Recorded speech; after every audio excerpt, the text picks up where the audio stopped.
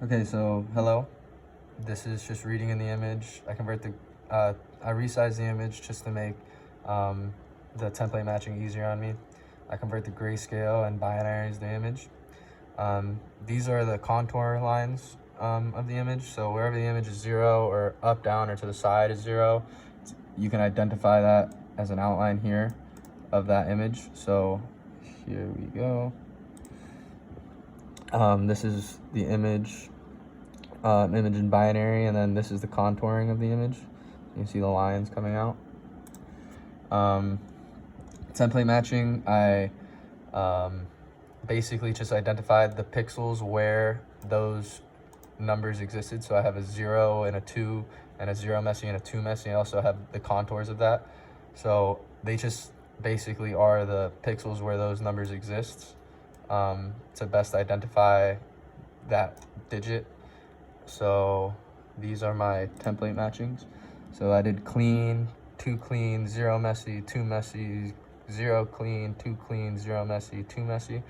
And the messies were a lot harder to identify as a template match, and I'll explain why now. So the clean template matching was pretty simple. You created an array the size of the template, and then you created a window to go through the image the size of that template, and whatever the 0 is easy because wherever that window equaled that template, then you have a match because there's only one 0. The 2s, on the other hand, there's multiple 2s, so that window that went across the image had to be summed by the rows and columns and then XNORed by the window and the template. And wherever that number found was at a certain level, then the probability of that 2 matching was there, then you have a match. In this case, it was 3,000. Some were higher, lower, depending on the template itself. And I did the same for clean, messy, and clean contour and messy contour. And these are the results. So this is the result of the clean. See, perfect 0, perfect messy. The 2s, it identifies all the 2s, but it does pick up some other things that could be, that it probability-wise found that could be a 2 that the template matched, but that's okay because it was a little messy. And this is the contouring one. So the contour code. So I found the 0. The 0 for here was a little messy because the 0 itself was almost not visible.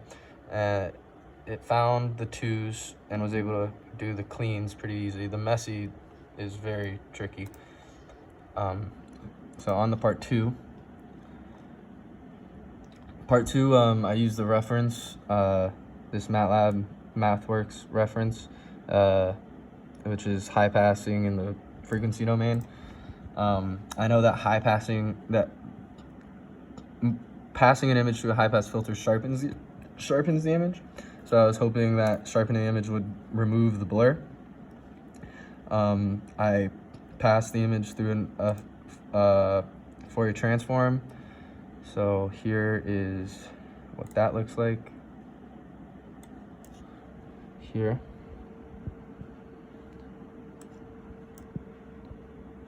And then basically, to my understanding, you need to know what filter was used to blur the image, like a motion sensor, Gaussian sensor, a motion filter, Gaussian filter, some type of average filter maybe.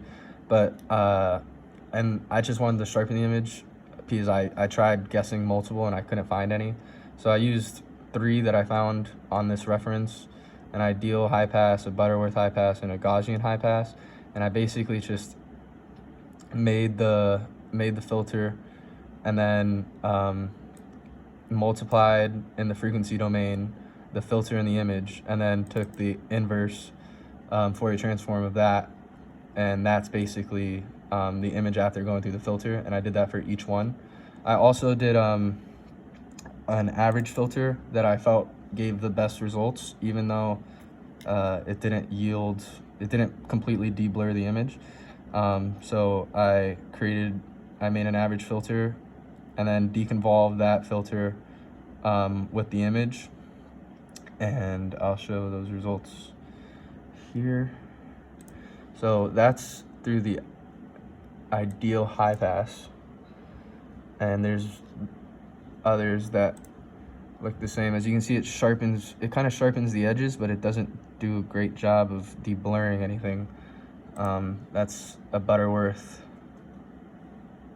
and that's the Gaussian, and this is the one that I deconvolved with the average filter. As you see, it does the same. It looks sharper, but the moon is like a halo effect, and I couldn't really get rid of that. Onto Moss, the Moss part 3. I got the Moss, converted the grayscale, bionized the image, resized it for the blob counting to be easier, and then this was found in module 2 and homework 2 to count the blobs.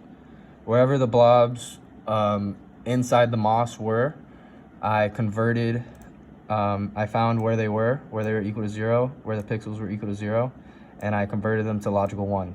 So basically extracting the Moss from the image. And these were all the pixels that had blobs in them that I could find.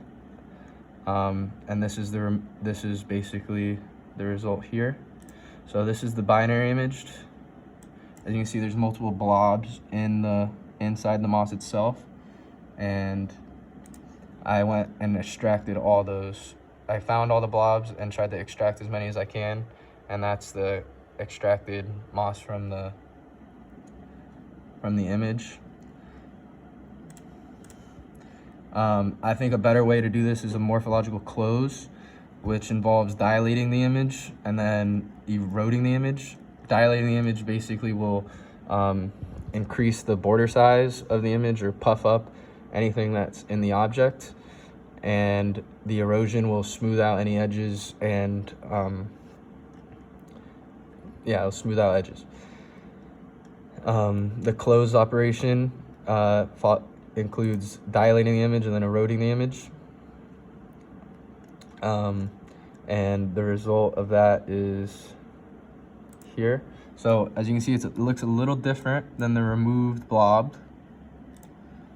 A little different, not a lot, but a little less defined. You see the dilation kind of puffs it up a little bit, but it does remove all the blob, even the little ones. It removes everything, then extracts it completely, and then that's the final result.